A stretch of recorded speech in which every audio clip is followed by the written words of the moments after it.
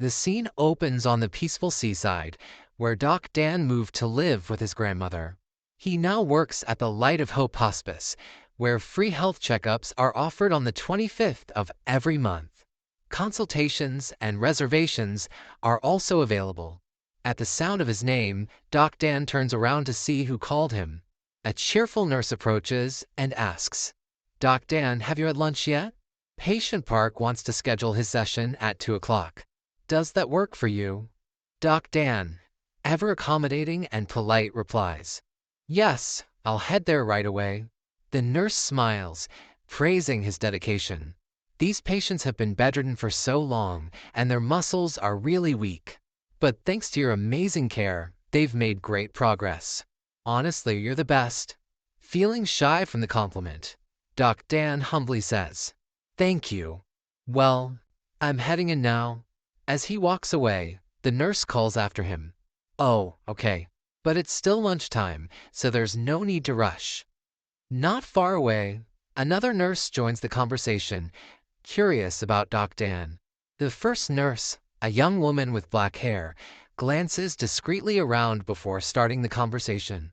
"So, what could have brought Doc Dan to a small-town hospital like ours?" she asks, intrigued.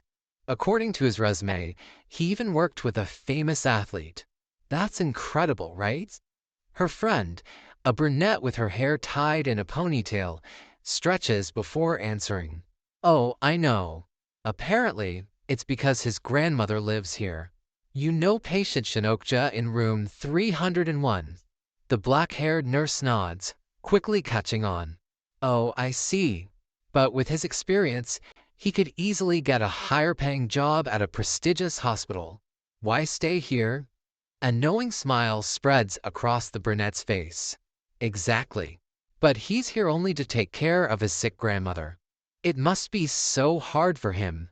A brief silence follows, filled with the rustling of leaves and the faint murmur of distant conversations. But soon, the gravity of the topic gives way to lighter thoughts. "Well, good for us," the black-haired nurse exclaims with a mischievous smile. "Finding a male physical therapist is rare. And on top of that, he's so handsome and charming." Both women burst out laughing, drawing the attention of a passing patient, but they pay it no mind. "He's such a charmer," the black-haired nurse adds, crossing her arms with an admiring sigh. "I agree," her friend replies, her face lighting up with a dreamy expression. "Honestly, I'd love for him to be my son-in-law." The two nurses continue laughing, lost in their admiration for Doc Dan.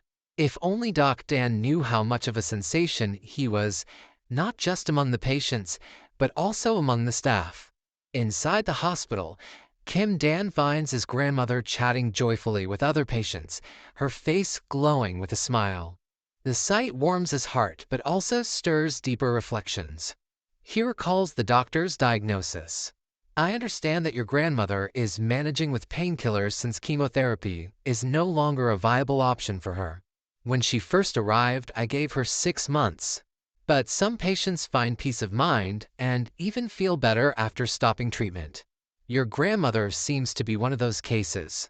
Fortunately, the cancer is progressing slowly. Her face has really brightened since she came here. Let's continue to monitor her progress." Seeing his grandmother's smile warms Kim Dan's heart and brings a small smile to his face. Small blessings, he thinks. "I'll take any victory I can." Later that night, Kim Dan continues caring for his grandmother. After putting her to bed, he stays by her side. Unfortunately, fatigue overtakes him, and he falls asleep mid-conversation.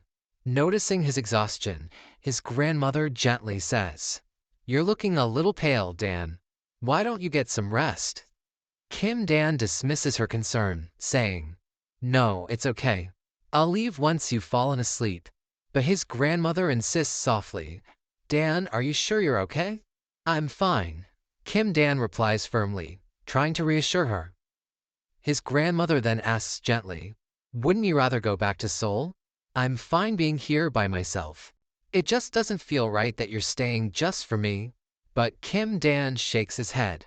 "I like it better here, so don't worry about me," he says, Plin covers over her as she drifts off to sleep. Our poor Doc Dan. His grandmother doesn't know that going back to Seoul isn't an option for him. Once she's asleep, Doc Dan rests his head on her bed and whispers into the quiet room, "I'm scared of being alone." The scene shifts to the city, where a sleek white Lamborghini races down the road. Behind the wheel is Jae Kyung, his expression dark and brooding. He doesn't look happy at all. His thoughts are fixated on Kim Dan. "The first time I saw him, he was shaking like a damn leaf," Jae Kyung recalls. What's his deal? A grown man like him has no business being so fragile.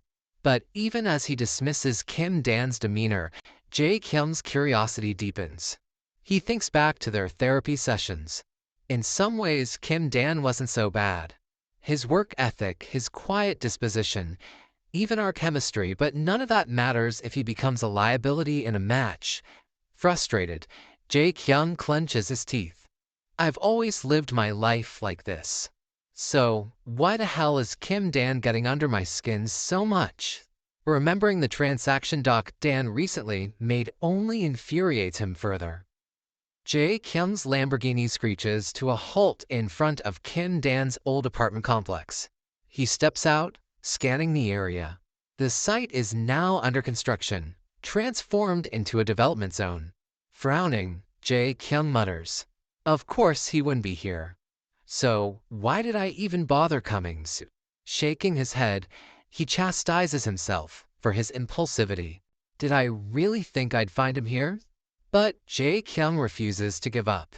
There's no other way around it. "I'll just have to meet Kim Dan and talk this out," he decides. Taking out his phone, which displays a cracked screen from a previous bout of anger, he tries calling Kim Dan. But the call doesn't connect. The number you have dialed is not in service. An automated voice informs him. Jae Kyung is stunned. He changed his number too. Still determined, he remembers Kim Dan's grandmother and heads to Salem University Hospital, where he'd seen her before. At the reception, he asks about her, but the nurse informs him that she's no longer a patient there. "What do you mean?" he asks, frowning deeply.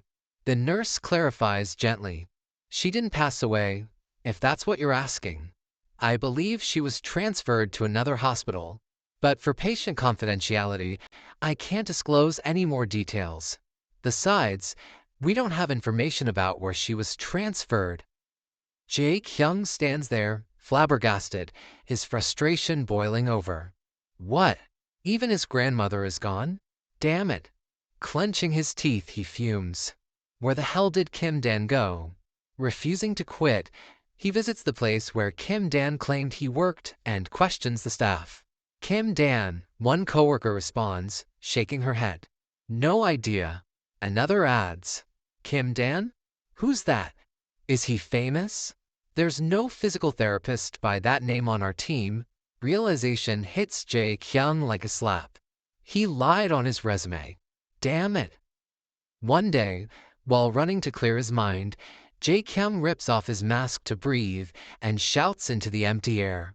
"Where the hell is Kim Dan?" he growls, his frustration spilling over. After turning heaven and earth upside down looking for Kim Dan without success, Jae Kyung, desperate, calls his coach as a last resort. "Hey, Jae Kyung," the coach greets him. "Is everything okay?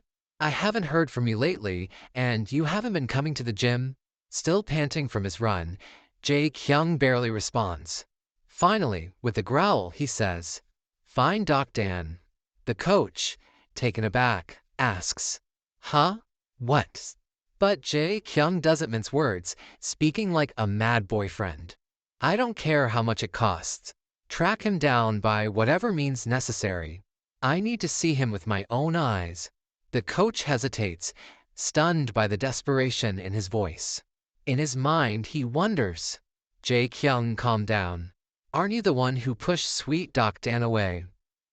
The scene shifts to Kim Dan, peacefully asleep beside his grandmother in the quiet seaside town, unaware of the chaos his absence has caused.